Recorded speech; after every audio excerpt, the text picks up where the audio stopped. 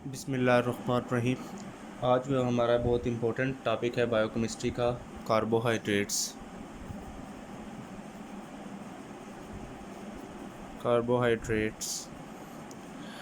Carbohydrates जो हैं ये बेसिकली है जो मोस्ट अबंडेंट ऑर्गेनिक मॉलिक्यूल्स हैं। ठीक है, मोस्ट अबंडेंट ऑर्गेनिक मॉलिक्यूल्स हैं। ठीक हो गया। अब जो कार्बोहाइड्रेट्स हैं इनका जो जनरल फार्मूला है वो हमारे पास है CH2ON। ठीक है, ये इसका जनरल फार्मूला है। ठीक है, अब हम बात करेंगे कार्बोहाइड्रेट्स के फंक्शन के मुतालिक। यानी कार्बोहाइड्रेट जो है वो क्या रोल प्ले करता है। एक तो ये है कि ये सोर्स ऑफ एनर्जी है।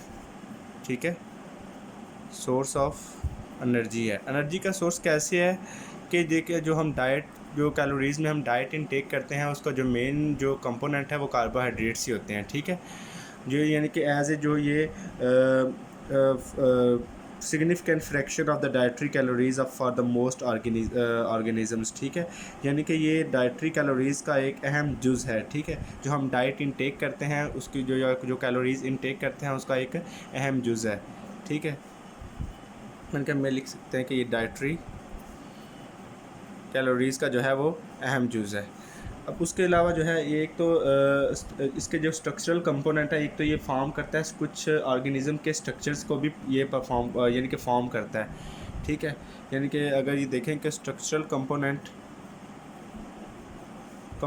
ये किन किन ऑर्गेनिज़म के स्ट्रक्चरल कंपोनेंट को फॉर्म करने पे जो है किरदार अदा करता है, उसमें यह है एक तो जो है हमारे पास आ जाएगा कि सेल वॉल ऑफ बैक्टीरिया। दूसरा हमारे पास आ जाता है जी exoskeleton of insects.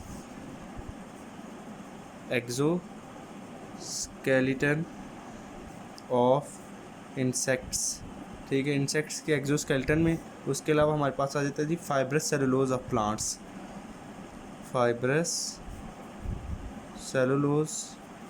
Of plants. ठीक है, तो मैंने आपको ये बताया कि जो है जो एक तो ये स्ट्रक्चरल कंपोनेंट के जो बहुत से ऑर्गेनिज़म के जो स्ट्रक्चर कंपोनेंट है उनको भी ये परफॉर्म करता है, फॉर्म करता है। उसमें यह है कि एक तो सेल वॉल ऑफ बैक्टीरिया हो गया, फिर एक्सोस्केलेटन ऑफ इंसेक्ट्स हो गया और the fibrous cellulose of plants हैं। ठीक है, इनके स्ट्रक्चरल कंपोनेंट को भी ये फॉर्म करता है कार्बोहाइड्रेट्स। ठीक हो गया। अब हम बात करेंगे जो है इसकी क्लासिफिकेशन के मुतालिक। क्लासिफिकेशन, अगर क्लासिफिकेशन की बात करें तो हम डिस्कस करेंगे फर्स्टली मोनोसैकराइड्स को। ठीक है, बात करेंगे मोनोसैकराइड्स को। अब जो मोनोसैकराइड्स हैं ये आपने एफएससी लेवल में भी पढ़ा होगा। ठीक है, मोनोसैकराइड्स जो हैं ये एक तो है सिंपल शुगर्स हैं। ठीक है, सिंपल शुगर्स। ठीक है, उसके अलावा ये होता है कि इनके अंदर हाइड्रोलिसिस नहीं होती, नो हाइड्रोलाइसिस। उसके अलावा ये है कि ये वाइट क्रिस्टलाइन सॉलिड्स हैं, वाइट क्रिस्टलाइन सॉलिड्स। ठीक हो गया।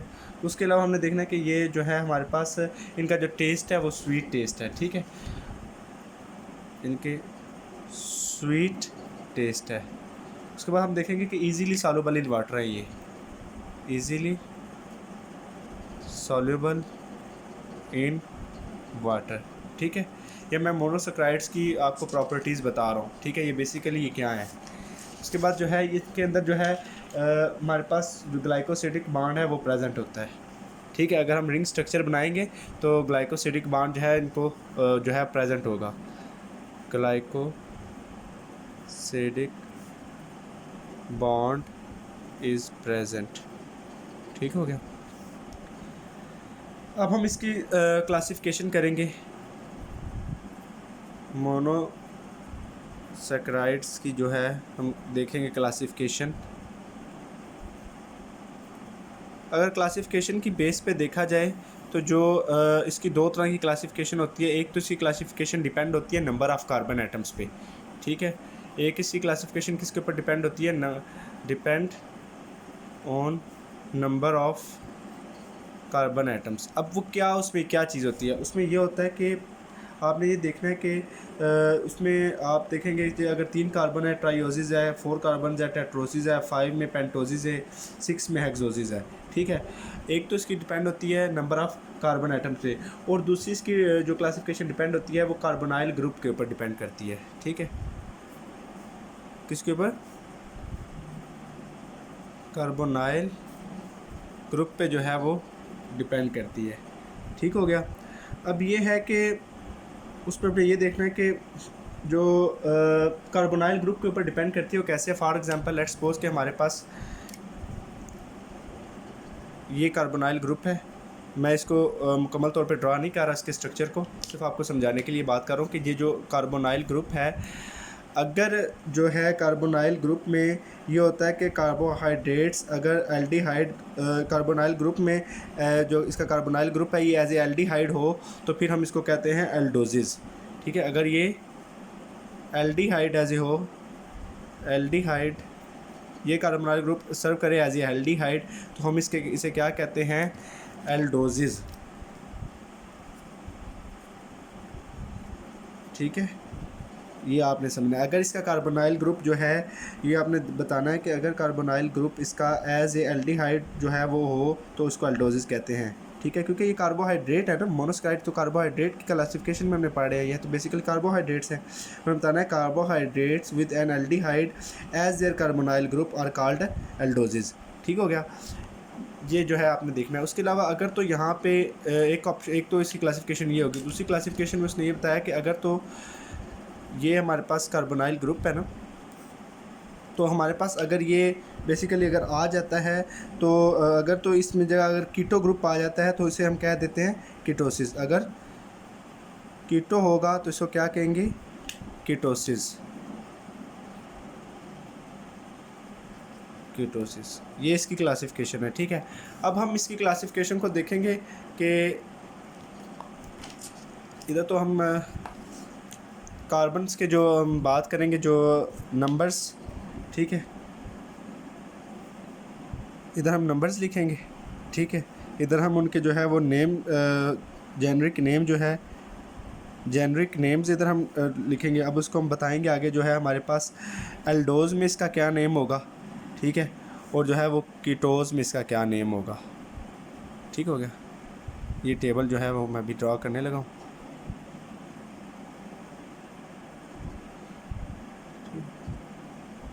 अच्छा, अब आपने देखना है कि अगर तो कार्बन एटम्स 3 है, इसे हम कहेंगे टेट्रोजिस। ठीक है, टेट्रोजिस कहेंगे, सॉरी ट्राइओजिस कहेंगे। ठीक है, टेट्रोजिस तो हम 4 कार्बन को कहेंगे। ठीक है, इसको हम 3 को कहेंगे ट्राइओजिस, ट्राइओजिस कहेंगे। ठीक है, अब जो ट्राइओजिस है उसमें क्या होगा कि जो हमारे पास एल्डोज है उसको हम कहेंगे ग्लाइसरल्डिहाइड। अगर 3 कार्बन आइटम है उसका नेम, उसको हम क्या कहते हैं? ट्राइओजिस। इसे हम कहेंगे एल्डोज फॉर्म, इसका नेम होगा ग्लाइसरल्डिहाइड। और कीटोज फॉर्म में इसका नेम हमारे पास क्या होगा? Dihydroxy acetone, dihydroxy acetone. ठीक हो गया। अब हम बात करेंगे, अगर तुम्हारे पास कार्बन आइटम 4 हैं, इधर आ जाएगा टेट्रोजिस, टेट्रोजिस आ जाएगा। अगर टेट्रोजिस आ जाता है तो उसमें इसकी जो एल्डोज फॉर्म होगी वो होगी एरिथ्रोज, एरिथ्रोज। और जो इसकी कीटोज फॉर्म होगी उसे हम कहेंगे एरिथ्रोलोज। ठीक है, एरिथ्रोलोज। अब हम बात करेंगे अगर तो 5 कार्बन एटम्स होंगे उसके हम क्या कहेंगे? जो है पेंटोजिस, पेंटोजिस कहेंगे। और जो पेंटोजिस है इसकी अगर हम देखें एल्डोज फॉर्म है, इसको राइबोज कहेंगे। ठीक है, एल्डोज फॉर्म को क्या कहेंगे?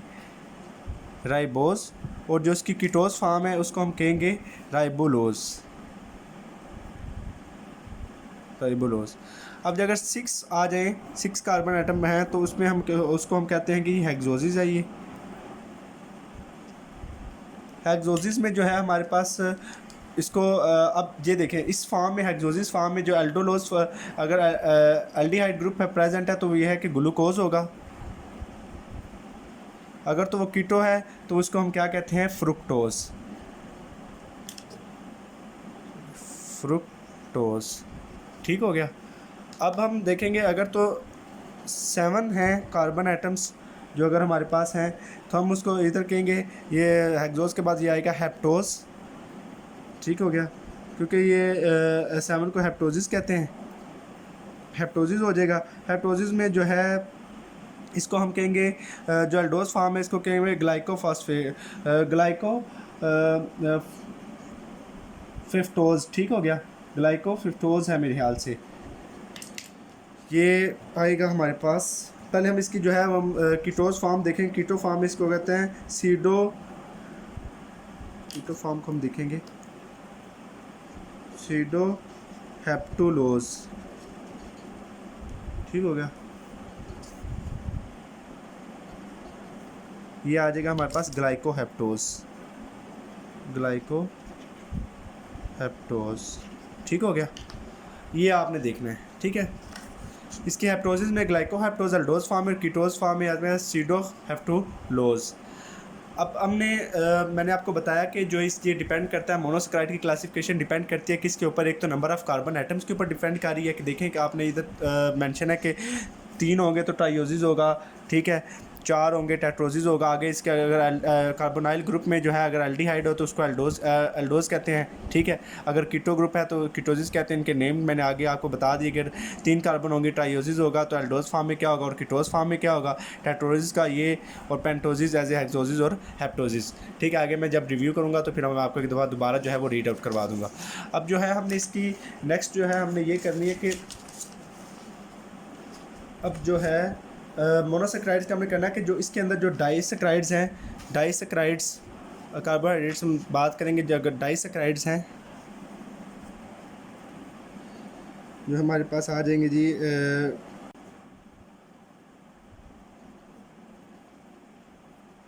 डाइसेक्राइड्स में बेसिकली होते हैं 2 मोनोसेक्राइड्स, ठीक है, 2 मोनोसेक्राइड्स, ठीक हो गया। उसके बाद हमारे पास आ जाएगा जी, अगर ओलिगोसेक्राइड्स में हम देखें, ओलिगोसेक्राइड्स में उसमें आते हैं जी 3 से 10 मोनोसेक्राइड्स, ठीक हो गया। और उसके बाद पॉलीसेक्राइड्स में हमारे पास आ जाते हैं मोर देन 10 मोनोसेक्राइड्स, ठीक हो गया। ये आपने जो है बताना है कि डाइसेक्राइड में 2 मोनोसेक्राइड होते हैं, ओलिगोसेक्राइड में 3 से 10 जो है वो मोनोसेक्राइड होते हैं, पॉलीसेक्राइड में मोर देन 10 जो है वो मोनोसेक्राइड हमारे पास जो है वो प्रेजेंट होते हैं। अब हम जो है बात करेंगे एसिमेट्रिक कार्बन एटम की, ठीक है, एसिमेट्रिक कार्बन एटम की। अब जो एसिमेट्रिक कार्बन एटम है वो क्या होता है, फॉर एग्जांपल अगर हमारे पास कार्बन है उसके साथ, यानी कि ये अगर हमारे पास कोई भी 4 जो है वो ग्रुप अटैच हैं, लेकिन जो चारों के कार्बन बॉन्ड है, जो इस कार्बन के जो चारों बॉन्ड्स हैं, ठीक है, उनमें ये होगा कि जो ग्रुप अटैच होगा वो डिफरेंट हो एक दूसरे से, ठीक है। लेट्स सपोज मैं एक एज ए सपोज जो है वो कहता हूँ कि यहाँ पे हम ऐड करते हैं, इधर हम देते हैं OH है, यहाँ पे लेट्स सपोज H है, ठीक है, यहाँ पे H है, यहाँ पे हम क्या देते हैं कि जी H2OH है, ठीक है, यानी कि CH2OH है। यानी कि ये चीज़ अगर हम कह देते हैं कि ये अगर ये सारे ग्रुप जो है वो आपस में डिफरेंट होंगे तो उस जो है हम इसको क्या कहते हैं, एसिमेट्रिक कार्बन एटम। ये कौन सा कार्बन एटम होगा, एसिमेट्रिक, यानी कि इसके जो चारों जो हमारे पास ये बॉन्ड है उनके अंदर जो ग्रुप अटैच हैं वो जो डिफरेंट होंगे, ठीक है, इसको कहते हैं एसिमेट्रिक कार्बन एटम। अब हम बात करें